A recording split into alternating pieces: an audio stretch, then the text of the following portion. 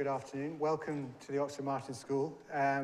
Delighted to have Andy Raine here today. Andy is head of the International Environmental Law Unit at the United Nations Environment Programme, where he leads a global team on the development and implementation of international environmental law, following about 20 years across, as far as I can work out, 3 or 4 continents as an environmental lawyer.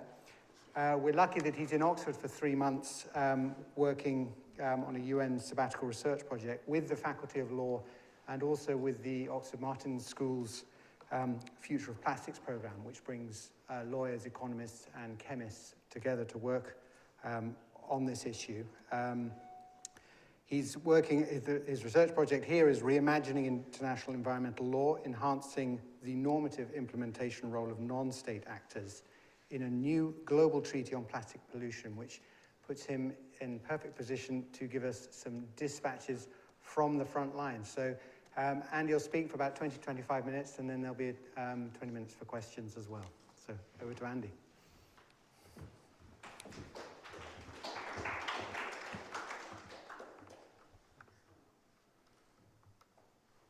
Thank you very much, Julian, for that kind introduction, and good afternoon, colleagues. We're on the cusp of a remarkable potential breakthrough in how the world governs plastic pollution, and so I wanted to take this opportunity to share with you the story so far. Part 1 of the story started back in March this year in Nairobi, where I work, at the headquarters of the United Nations Environment Programme, where member states adopted an historic resolution. The resolution set member states on a path to developing a treaty by the end of 2024. That's a very ambitious timeline. Normally in international environmental law negotiations, they're much, much longer. So it reflects the appetite of the international community to develop this instrument. In the words of my boss, Andersen, this treaty, if adopted, will be the biggest environmental accord since the Paris Agreement. So the stakes are high, excitement is high, there's a lot of engagement by a lot of people, and I'm giving you this talk actually right smack bang in the middle of negotiations. So member states adopted a process which established something called an INC. An INC is an Intergovernmental Negotiating Committee. It's a very standard approach when developing a new treaty. But that INC is going to meet 5 times over the course of this 2-year marathon. And the first meeting is happening this week in Uruguay, in Punta del Este. This talk should have been in a week's time, and it would have been a little bit easier, but I'm going to do my best to give you an update on the negotiations. I'm obviously not there because I'm here on sabbatical, but I've been following them and speaking to my colleagues in Uruguay so I can share with you where things stand. I'd like to take the 20 minutes, let me start the clock. I'd like to take the 20 minutes to do 5 things. Firstly, to share with you some background on how we got to the resolution and to the point we are at today. I'll assume not much knowledge about the issue, and apologies for those of you who are deeply immersed. I know some of the colleagues in the room are. But then to share that story, and then also to share some information on what was actually agreed, what are the parameters, what's the sandbox in which member states are now negotiating the potential instrument. And then to share with you UNEP's framing of this issue, what are our strategic goals that we're inviting member states to consider as they negotiate the treaty. And then finally to spend some time sharing where we are in the negotiations, some updates from Uruguay, and what happens next. So, the journey to the resolution is a story that's 70 years old. I say 70 years because the large-scale manufacture and use of plastics really kicked off in the 1950s. So this is a very recent problem. 2 generations have created where we are now. Since that sort of entry point in the 1950s, we've seen growth, and now exponential growth in the production of plastics to the point where we now have approximately 460 odd million metric tons of plastics being produced a year, and under business as usual scenario estimates, it's estimated to grow to triple to 1.231 million metric tons of plastics by the year 2060. Corresponding to that growth in production has been a growth in waste. The vast majority of plastics produced end up as waste. Approximately 360 odd million metric tons in 2019 went to waste. A significant proportion of that to landfill, about 40%. 14% was incinerated. Much of it was lost to the oceans and to the environment, and then only about 10% was actually recycled. This has corresponded with a growing body of evidence that plastic has a negative impact. Plastic pollution, I should say, clarify very clearly, has a negative impact on the environment, on economies, on society, and on human health. I won't go into the details. Safe to say that it's everywhere now, it's ubiquitous. Microplastics have been found on the top of Mount Everest and on the bottom of our ocean floors, have been found in the fetuses, placentas fetuses, they've been found literally everywhere. To date, we do not have an international instrument that comprehensively addresses the problem of plastic pollution. We have multiple instruments that cover pollution. We have multiple instruments that cover biodiversity, chemicals and waste. I won't go into the details, but the fabric of that international governance is there, but it focuses more on the end of the problem, the downstream aspect, the waste problem, to various degrees of success, and not so much on the start of the problem, the upstream problem. We've seen a number of resolutions by the United Nations Environment Assembly. That's the governing body of UNEP that adopted this resolution that set us on the path we're on now. But again, most of them have focused on marine litter and marine pollution, where a lot of the political attention has focused on to date. But it's a broader issue than that. We have also seen, as many of you know, a growing awareness from the public about the dimensions of this problem and a call for action to governments. And then that has led to, over the years, and particularly the last 4 years, a laddering up of commitments by governments at regional and sub-regional levels. And I could name all of the regions that have called for this global instrument in some way, shape, or form. So, I mentioned the resolution. Fast forward to March 2022 in Nairobi. There you can see the delegates gathered. The sessions went until 3 and 4 in the morning every morning. It was very exciting. And there was a palpable sense of what's possible here. And that resulted in an Intergovernmental Negotiating Committee that I had mentioned, with a mandate to begin its work, beginning at the first half of this year and concluding by the end of 2024.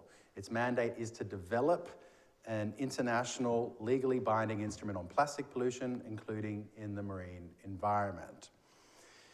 Now, I just want to spend a couple of seconds just outlining the core elements of what they agreed. What are member states now dealing with? Firstly, it's on plastic pollution. It's not just on pollution into the marine environment, it's on plastic pollution. Secondly, it's to cover the full life cycle of plastic.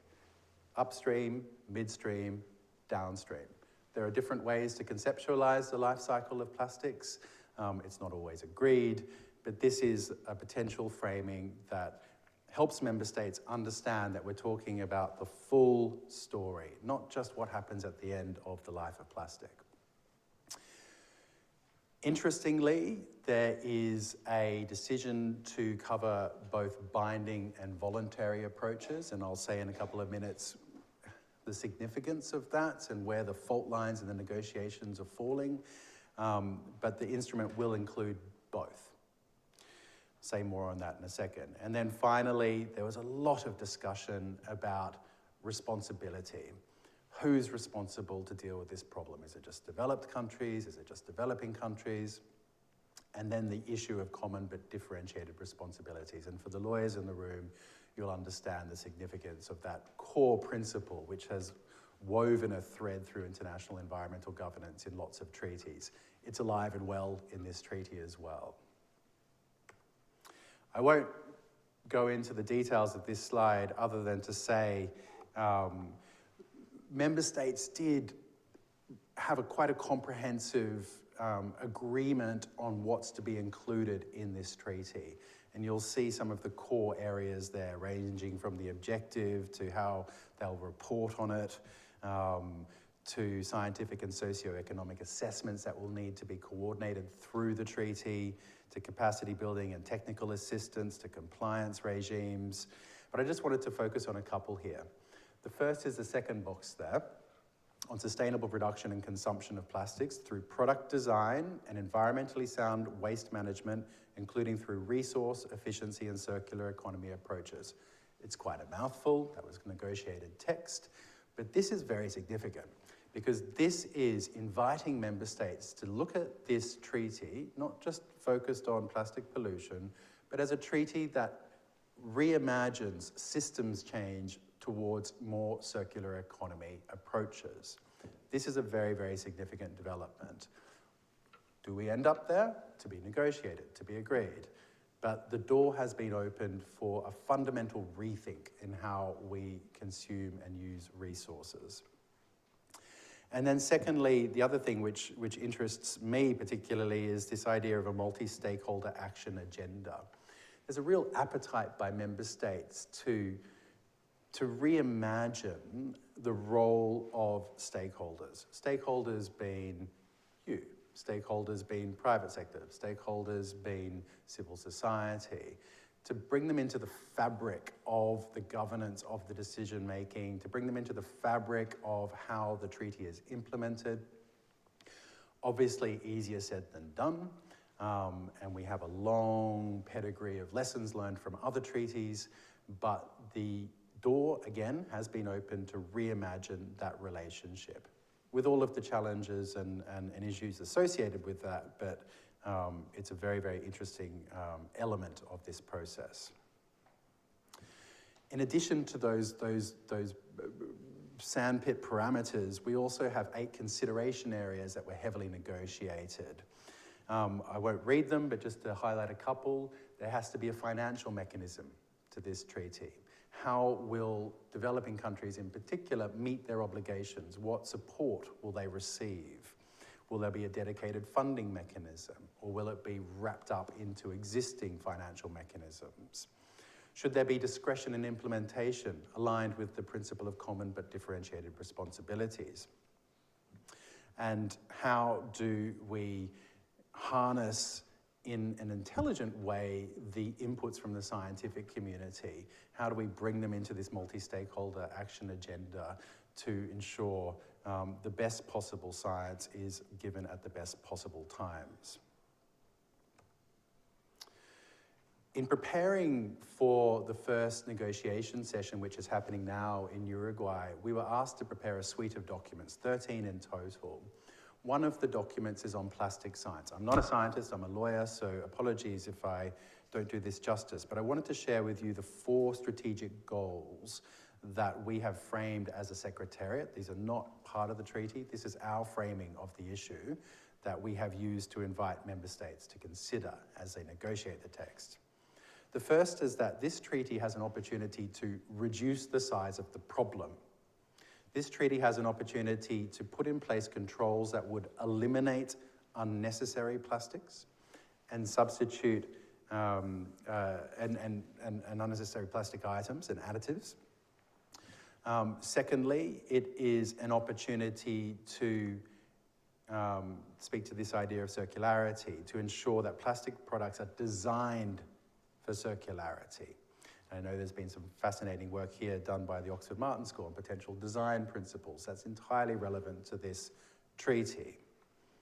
And then thirdly, to ensure that that circularity is achieved in practice, to close the loop of plastics in the economy by ensuring that plastic products are circulated in practice.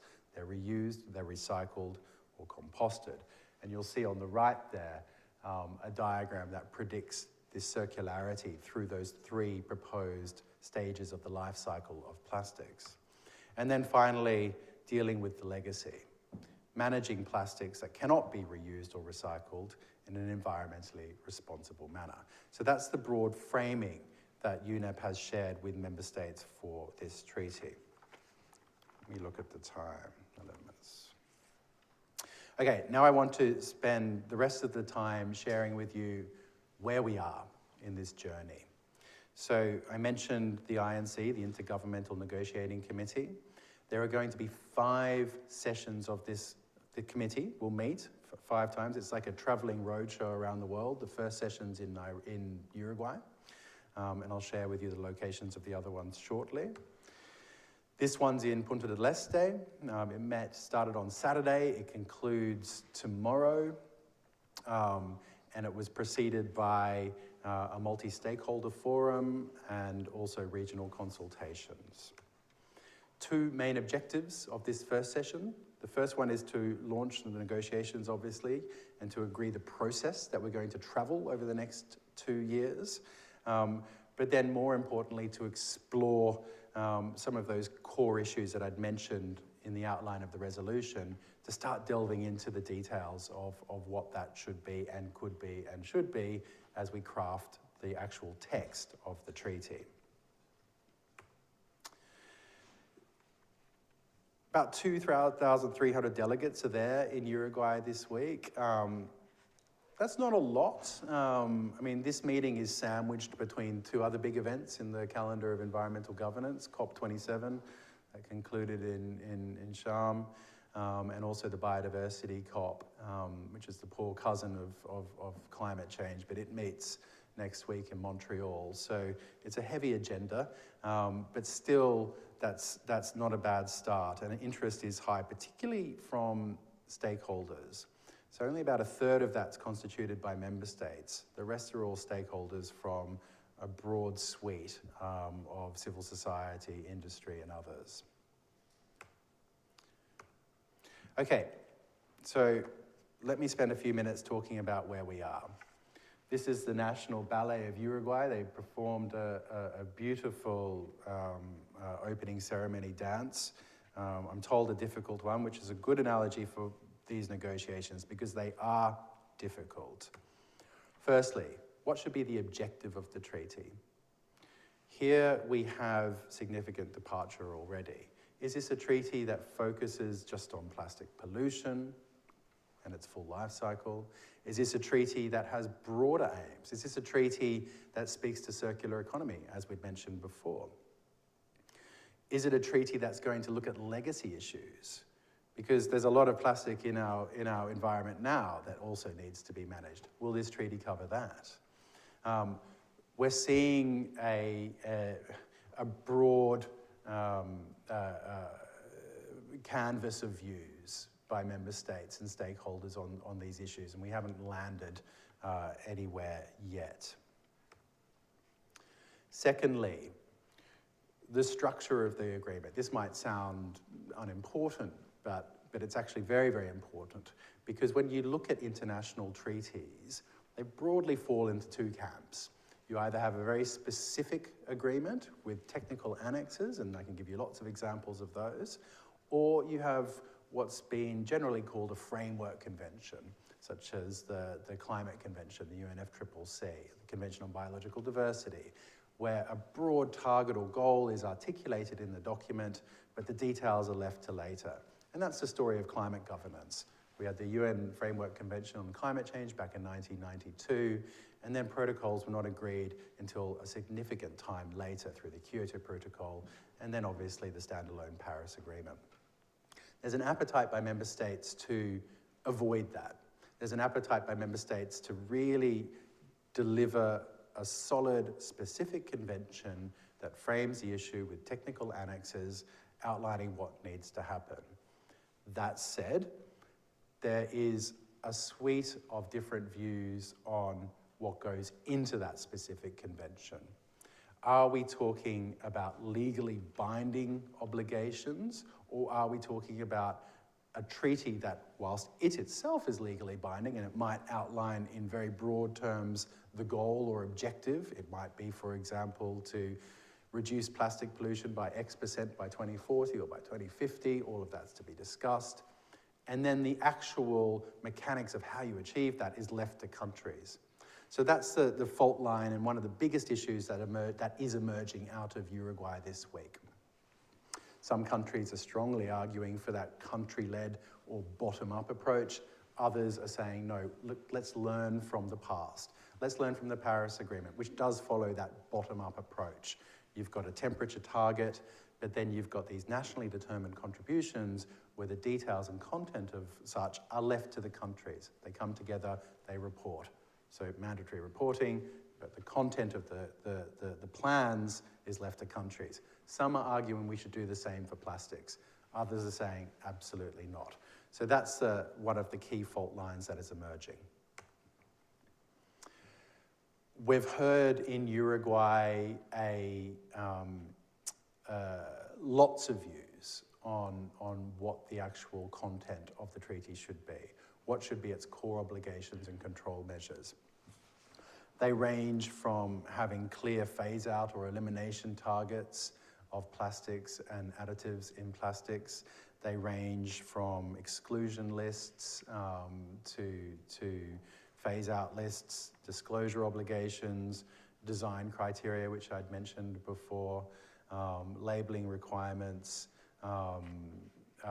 environmentally sound waste management criteria, all of these across different stages, the upstream, midstream, and downstream stages of the life cycle of plastics. I can say about that a little bit more about the flavor of those when I talk about the stakeholder consultations. Safe to say, there's not clear agreement on any of this yet. And that's okay, because we are at the start of a journey to discuss the content of the treaty, and there will be different views. And there's different negotiating positions by states. You know, what states are saying now does not necessarily reflect what they actually think or where they want the treaty to go. There's been a lot of discussion in Uruguay on an adequate and dedicated funding mechanism. It's a little bit, some say, putting the cart before the horse. It's hard to know what the funding obligation should be if we don't know what's to be funded. That's the view of developed countries. Developing countries say, well, no, we can't even talk about obligations until we have certainty that we are going to be supported in implementing our commitments. A very familiar narrative and dynamic in international environmental governance, but a very important one. But encouragingly, there has been a lot of support from developed countries in particular to being open to establishing a dedicated funding mechanism under this treaty. The sense from countries is that they do not want to fall into this issue as a big stop. They want to avoid that narrative that we've clearly got in the climate governance regime, and to avoid that. There's been a lot of discussion on principles. For the lawyers in the room, this is a very, very interesting issue because these principles really shape the narrative and flavour of the agreement. And some of the key ones that we're seeing emergence of opinion around are precaution, the precautionary principle, polluter pays, participation, common but differentiated responsibilities, and extended producer responsibility as a core principle to be governed and to be put into the treaty. And then I'd mentioned earlier this appetite for more enhanced stakeholder engagement. That discussion is alive and well, and I've participated in lots and lots of discussions on treaties over the years, and I'm sad to say that often when it comes to stakeholder participation, member states sometimes fall short. Stakeholders are sometimes just observers who say something at the end after all the decisions have been made. There's a real appetite by some to reframe that and to have a more intelligent and meaningful and inclusive and networked process. My boss's boss, the Secretary General, talks about the importance of inclusive and networked multilateralism. This is a test case.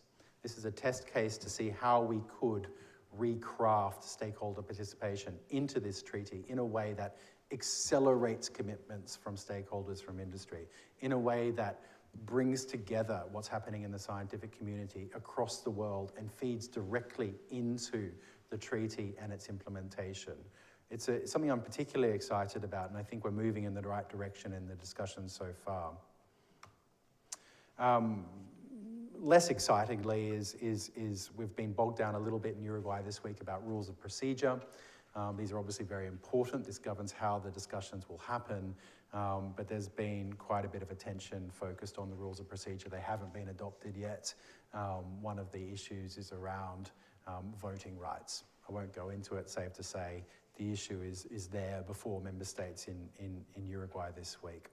It will be resolved, I'm confident of that, but not yet. So one of the unique things that happened in Uruguay this week is that there was a dedicated multi-stakeholder dialogue. A full day at the start of the negotiations, not at the end, where it was part of the actual program of the INC. And that's important because we often have multi-stakeholder dialogues, but we don't often have them as part of the negotiations. And we heard through that day a lot of helpful inputs from stakeholders on what the treaty can and should do, and you'll see some of them there on the screen. In the interest of time, I won't go through them.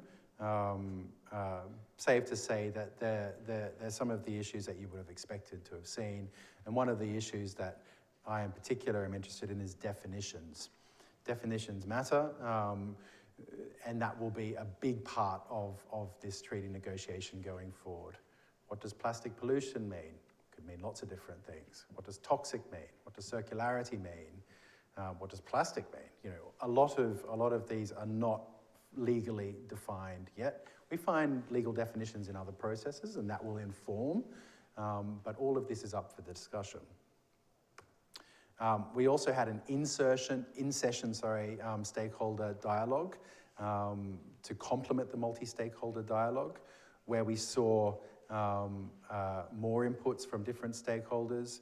One of the ones in particular that I found interesting was the human rights-based approach, often given lip service in multilateral environmental governance, but there has been a journey in advancing the human right to a healthy environment, and that's now finding expression in these discussions as well. Another test case, perhaps, for how we can give expression to the increasing recognition of the human right to a healthy environment. And that discussion has found life, particularly in the context of the informal waste sector. In a lot of countries, there are waste pickers. These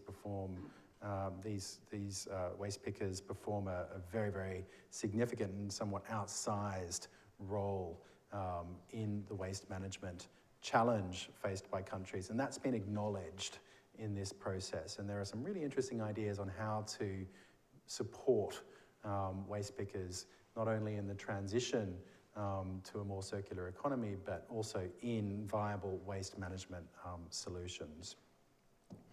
And then a lot of discussion on design standards and calls, particularly from industry, for harmonization, harmonized standards, clarity on what they can and can't do.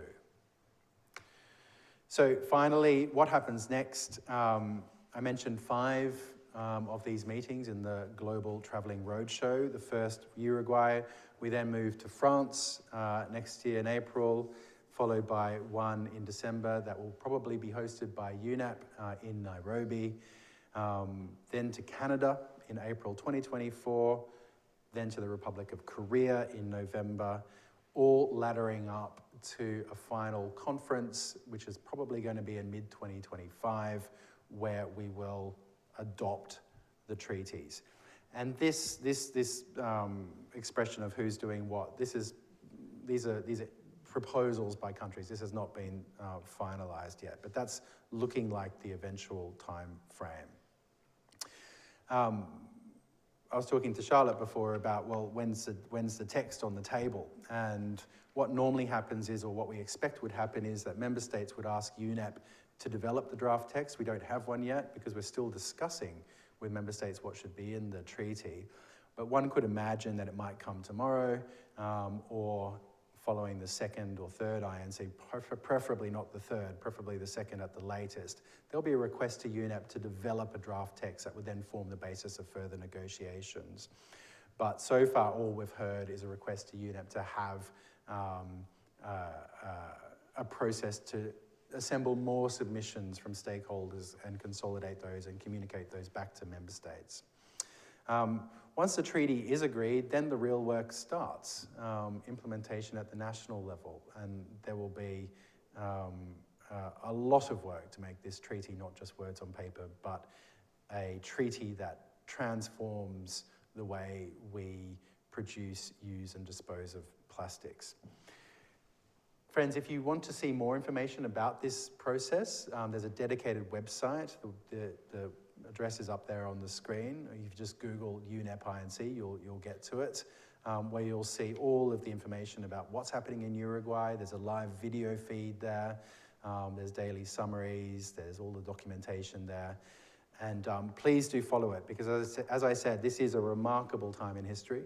If this is agreed, this will transform the plastics economy in a way where we're not doomed by it, but we live with it and productively. Many, many, many thanks. I think we have some time for some questions and comments and reflections.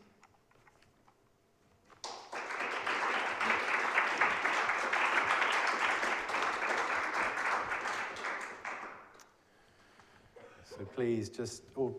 I have some from online. Sure. So Garth has asked, isn't the legal processes just too slow to tackle such urgent issues as ongoing plastic pollution?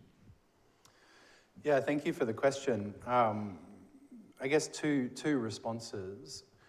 One would be, this process does not in any way preclude action that needs to happen now to address the plastic pollution problem. And actually, in the text of the resolution that was adopted by member states, there was an acknowledgement of that. And that's important. And there are initiatives happening to support countries to address plastic pollution now, but that was made very, very clear in the resolution. It does not in any way preclude action that needs to happen now and yesterday. The second response I would give is that this is actually record speed for international lawmaking. The most recent treaty we have in the environmental field is the Minamata Convention on Addressing Mercury. That was agreed in 2013. That took her up to 4 or 5 years, I believe. We're looking to do this in 2 years. If the political will is there, it can happen quickly, but just to note that this is an ambitious timetable.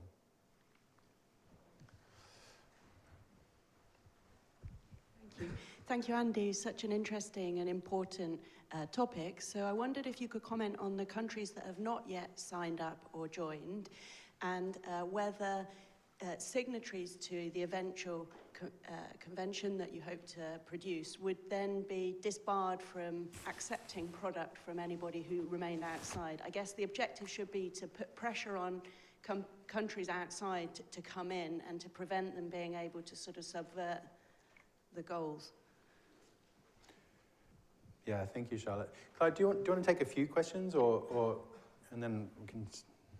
Hi, I wonder if you could tell us anything about the response from industry. I mean, I get a sense from when you're saying that financing mechanisms are talked about, that maybe there is a bit less resistance from the industry to this and some other developments. So, yeah, any comment on that? Mm-hmm. Hi. So I work for Oxford Policy Management down the road, and we work a lot on policy reform with governments. And we've observed that there's a lot of work. We have a lot of demand, and we've partnered with different governments to help them with plastic policy levers and everything. And you just said that this framework will only really come into place legally in many years, and initiatives are bubbling around the world already. And I was wondering if within that process there also was going to be some kind of framework and targets, in the same way we had the SDG ladder for sanitation, for WASH, where you had all these ladders, so you could really track progress that each country is making against that. I've worked on like an initial waste management ladder. It's been readapted from UN Habitat. So a few UN agencies have started to do this, but I was wondering if it was part of the process as well. Thank you. One more? Yeah, sure. Thank you. I've got 2 more questions. As a DPhil student here, I'm really interested in the academic aspect of negotiations. To what extent do you think that the UNEP can influence the text of the negotiations by contrast to the member states? And then secondly, I work for UNCTAD, the UN Conference on Trade and Development, in the Ocean Economy team. And I was wondering, are there partnerships between different UN organizations to work on this issue?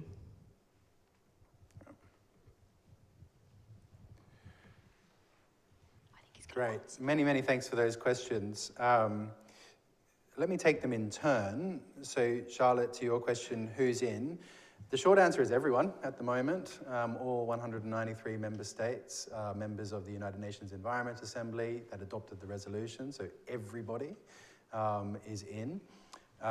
Do we end up with every state? Hopefully. But if we do not, then that is life. But the appetite by everyone is to have all member states sign up to this. And this is the story of governance. It's a consensus-based process.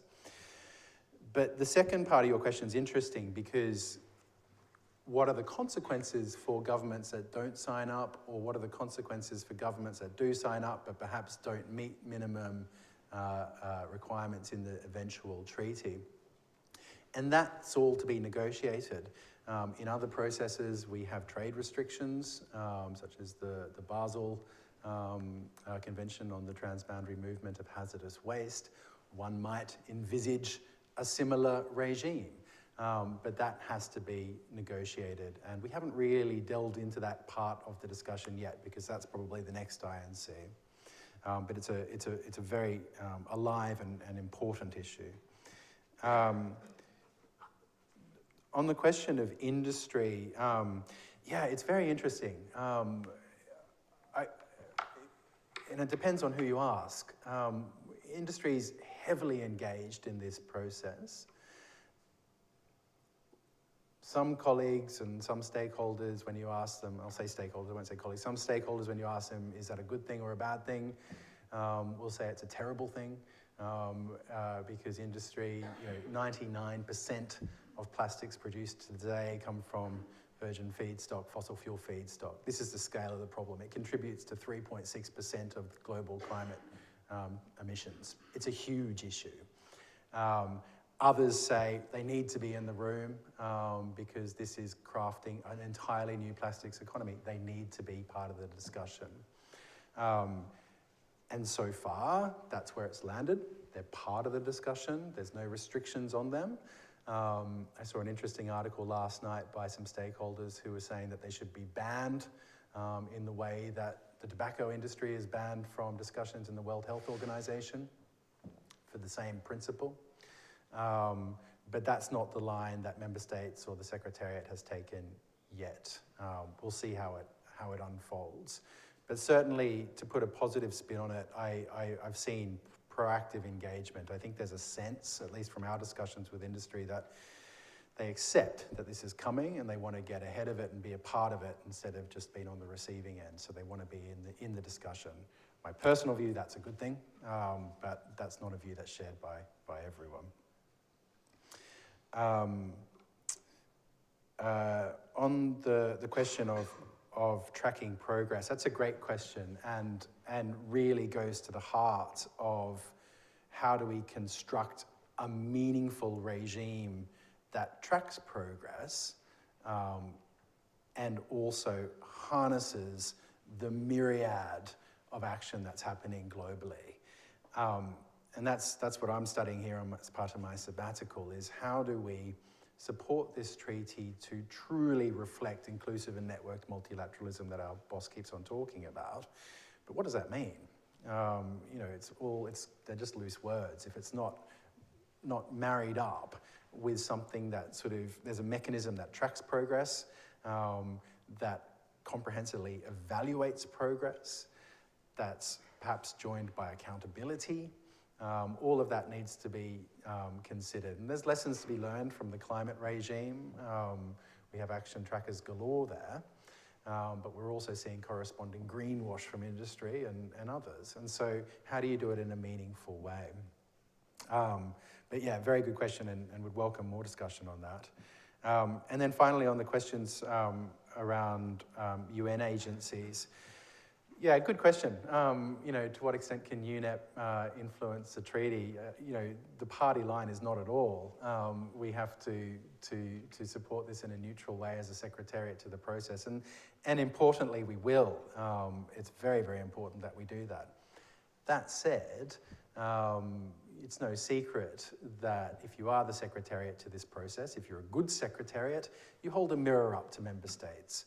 You hold a mirror up to member states and say where things are going and where they're not going.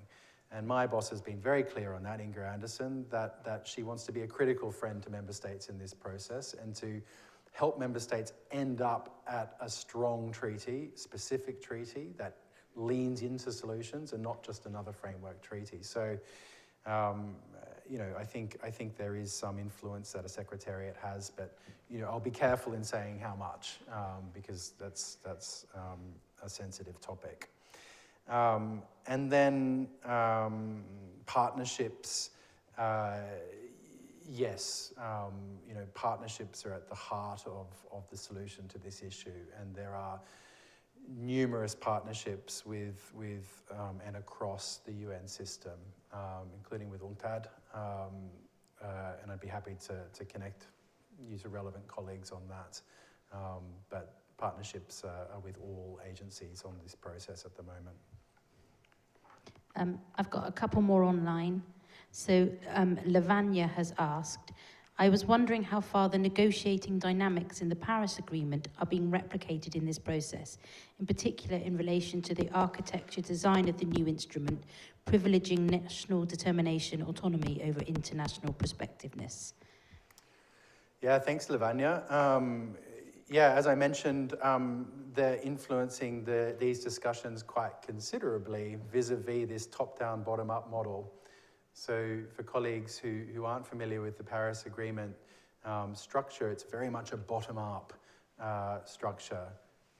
An overarching temperature goal, but then the meat of the agreement is left to countries to come at solutions in a country-driven way.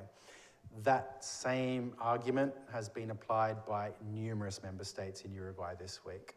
The US in particular is pushing for that solution. Others, such as Switzerland, Norway, say, well, let's learn from the past and let's reevaluate the best way to do this, and let's not have that approach. So that's a fault line. There are arguments for and against, but very much influenced by the Paris Agreement vis-a-vis structure. The other way the Paris Agreement is influencing this process is obviously on finance. And many have made the very valid point that this is not a standalone process. This is entirely linked to the climate process because plastics has such a climate impact. This is also linked to the biodiversity process because plastics has such an incredible impact on ecosystem health. And so a lot of sort of trying to bring in those dynamics from the other processes into this one, and that's entirely understandable and somewhat helpful. Yeah. Sorry. I don't know if you have an answer to this, but I'm just wondering what role informing the public, as in, people like you and I on the street, is going to play on, you have to educate everyone about the plastic problem, and I know everyone in the room is kind of aware of it, but a lot of people don't know to what extent this is a problem, and I feel like the end consumer is going to have a big influence on the industry. Say in clothing, you want to shop sustainably and all these things. So what role does that play, and how is that going to be implemented, or is it going to be implemented, I guess? Yeah, great question and point. And what's become clear through these discussions, not only in the text of the resolution that was adopted, but also in the discussions in Uruguay this week, is that behavior change, consumer awareness has to be in the treaty in some way, shape, or form. How that finds expression and where that lands is to be negotiated, but there is an acknowledgement already that that's a big part of it. Just to share my personal view quickly, though, I think we should also exercise some caution that we shouldn't put this just on consumers. You know, this is a dynamic that we've seen in the climate regime and others as well, by some in industry have peddled that view, and that's been very convenient for them. Ultimately, you know, the responsibility rests with member states as the principal agents of international law and not individuals. But that does not detract from the importance of having consumer awareness and behaviour change as part of the fabric of the treaty. And I think Kim online asks a very good question to wrap it up. Do you think that the approach taken here will improve future resolutions on other environmental topics? I hope so. Yeah, I think one of the things that I find very exciting about this resolution is it's joining the dots. So all of these environmental issues are connected, and this resolution is trying to join the dots with the climate regime, with the biodiversity regime, with pollution regimes. So that's very important. And secondly, as I mentioned before, there's an appetite to rethink how we engage stakeholders. So those two positives are there.